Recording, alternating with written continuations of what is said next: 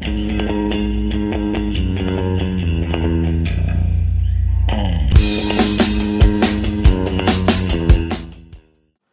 guys, Steph Davis here from flipthiswholesaler.net, where I teach you to make more money, flip more houses, and kick more ass. I am here with a brand new Q&A Tuesday video for you guys, and my question this week comes from Brian in Detroit, Michigan, and Brian writes, "Hi Steph, I just negotiated a great deal with a private seller, and when I went to sign the contract, he asked me to show him proof of funds.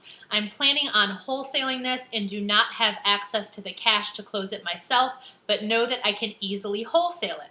What should I do? I thought I read somewhere that private sellers never ask to see proof of funds. Any help appreciated? Thank you, Brian." All right, so Brian has himself a great deal negotiated. He's working with a private seller, and that seller is requesting proof of funds. Brian, there are a couple of different options, at least that I can think of. But before I get into those, I wanted to address that last part of your email where you said you thought you read somewhere that private sellers never request proof of funds. Typically, yes, that is the case. Typically, when you're dealing with a private seller, and by private seller I mean a non-listed property. When you're dealing with listed properties, most of the time, especially bank-owned properties and short sales, if you're making a cash offer, you are going to have to submit a proof of funds letter with your offer. When you're dealing with private sellers, typically that is not the case. Most of the time you can get away with a lot smaller earnest money deposit than what you'll need when you're making offers on listed properties, and also usually the sellers don't ask to see proof of funds. That obviously, as you have found out, is not always the case. Sometimes when you're dealing with a seller who is a little bit more savvy, perhaps it's an investor who's been around the block, they kind of know the game, sometimes they will require a larger earnest money deposit and maybe a proof of funds letter. So a couple of different options that I can think of. The first would be if you have a friend, relative, business associate, someone that knows and trusts you and you know and trust them, that has the cash in their bank account, or maybe they have a line of credit. You could ask to use their proof of funds and possibly, give them a flat fee, maybe give them a couple $100 if you can get away with that, or offer to cut them in on your deal. I know when I was just getting started, when I was making offers on bank-owned properties, I was using a line of credit, a statement from a line of credit that my father had. That worked just fine 99% of the time. I think there was maybe one or two times where an agent said, why does the name on the contract not match the name on the on your proof of funds? And I just explained to them, that's my money partner, and that was fine. So that would be option number one. Option number two would be to use a proof of funds letter from a transactional lender.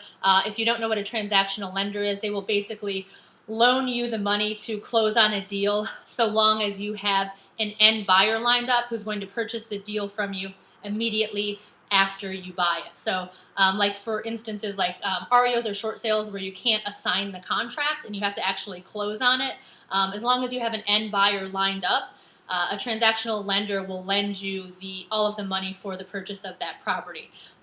Most transactional lenders will also supply a proof of funds letter. Either low cost or no cost proof of funds letter. Now, a lot of people think that if you use the proof of funds letter from the lender, the transactional lender, that you actually have to use the funds from them, that you actually have to get a loan from them. That's not the case. You can just go on their website, type in your name or whatever name is on your purchase contract, the address of the property, the amount of the loan that you need, and then they will email the proof of funds letter to you. The transactional lender that I recommend is Tailwind Funding. It's not. It's owned by a good friend of mine, Brian Mitem, and he does supply proof of funds letters. They're I think they're $1.99 a piece, or you can pay $9.99 and get $9.99 a month and get unlimited proof of funds letters. But you basically just go on the website, type in, like I said, the name that's on the contract, the property address and the purchase price, and then the proof of funds letter is immediately emailed to you. The website that you would go to get that is fund, F as in Frank, U-N-D, fundthiswholesaler.net.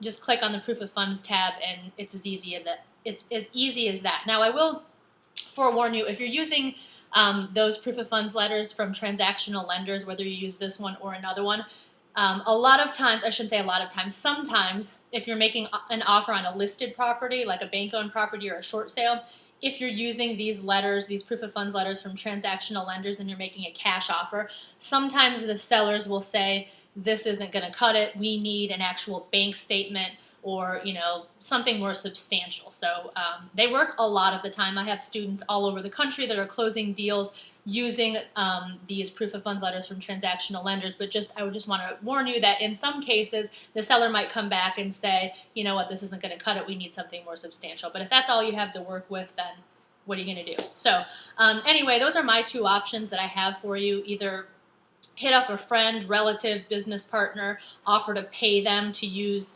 a bank statement or whatever they have, a line of credit or something like that, or use one of these letters from a transactional lender. If anyone else has any ideas or has any questions or comments, feel free to leave them below this video in the comments section. If you are watching this video on YouTube, I have the comments disabled because it gets too confusing for me to go back and forth from Facebook to YouTube to my blog answering questions. So if you're on YouTube and you have a question or comment, you can go to my blog. It is flipthiswholesaler.net and leave a comment there in the comments section. Brian, I hope that answered your question, and I guess that's it for today. I'll see you guys next Tuesday. Bye-bye.